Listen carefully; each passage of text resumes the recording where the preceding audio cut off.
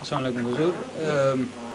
آپ نے جو ہومیوپیتھک کلاس ہے اس میں بھی بار بار ذکر فرمایا ہے جی کہ کچھ ایسی بیماریاں ہیں جو باپ دادوں سے موروثی ہوتی ہیں، قسم کی جیسے سلی، امراض وغیرہ.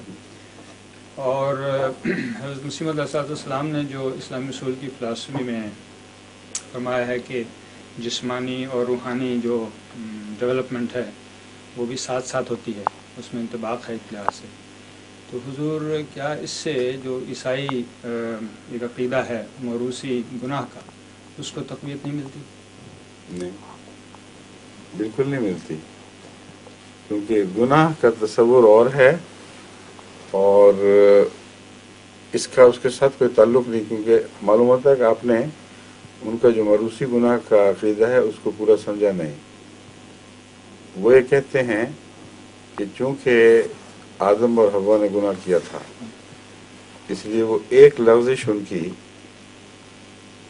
انسانی فطرت میں داخل ہو کر آئندہ کے لیے ہر بچے کے لیے لعنت بن گئی، اور ہر بچہ اس کے نتیجے میں موروثی طور پر گناہ گار پیدا ہونے لگا. یہ ہے ان کی دلیل. لیکن جو طبی امراض کا جسم میں داخل ہونا، اس کا گناہ سے کوئی تعلق نہیں ہے بنیادی طور پر. اس کا ایک قانون قدرت سے یہ تعلق ہے کہ بعض صحت مند چیزیں صحت مند بچوں میں آتی ہیں، بعض کمزوریاں ماں باپ سے کمزوروں میں آتی ہیں، اور ان میں نیکیوں کے رجحانات بھی آ جاتے ہیں. پھر اس طرح کہ نسل بعد نسل جو لوگ نیک پیدا ہو رہے ہیں ان کی اولاد میں نیکیوں کی طرف میلان زیادہ ہو جاتا ہے. کچھ کہتے ہیں یہ انوائرنمنٹل اثر ہے، کچھ کہتے ہیں یہ اس کے جو کلی ہیں ان کے اندر داخل ہو جاتا ہے. تو کئی قسم کے امور ہیں جن کو اکٹھا پیش نظر رکھنا پڑے گا. اگر خلیوں کو نقصان پہنچ جائے اور جن میں جینز کے اندر جو کیریکٹر بیئرنگ پوائنٹس ہیں ان میں کوئی ڈیمیج ہو جائے تو وہ ضرور موروثی طور پر آگے چلا جاتا ہے. لیکن گناہ سے جین کو ڈیمیج ہوا کہ نہیں ہوا، یہ بحث ہے. اور ایک گناہ سے ڈیمیج ہو بھی سکتی ہے کہ نہیں،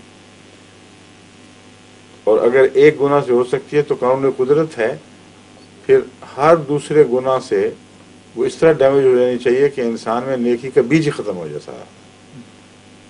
تو فطرت کے خلاف بات ہے، یہ قانون قدرت اس کو جھٹلا رہا ہے.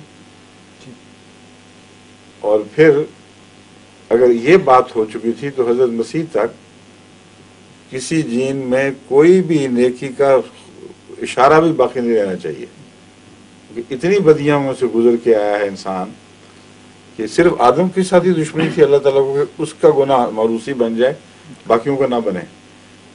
تو اس کے بعد حضرت عیسیٰ بچا کیسے سکتے ہیں؟ پھر حضرت عیسیٰ علیہ السلام کی قربانی سے یہ جینوں کو کیا ہو گیا اچانک، ان میں کیا تبدیلی واقع ہوئی. اور چونکہ گناہ بڑھ گئے ہیں اس سے ثابت ہوا کہ سارا ڈھکوسلا تھا، بیماری بھی فرضی اور علاج بھی فرضی.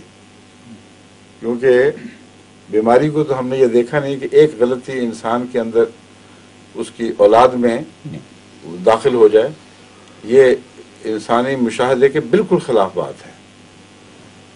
لیکن بیماریوں کے متعلق انسانی مشاہدے میں بات داخل ہے، یہ تو سائنس ثابت کرتی ہے.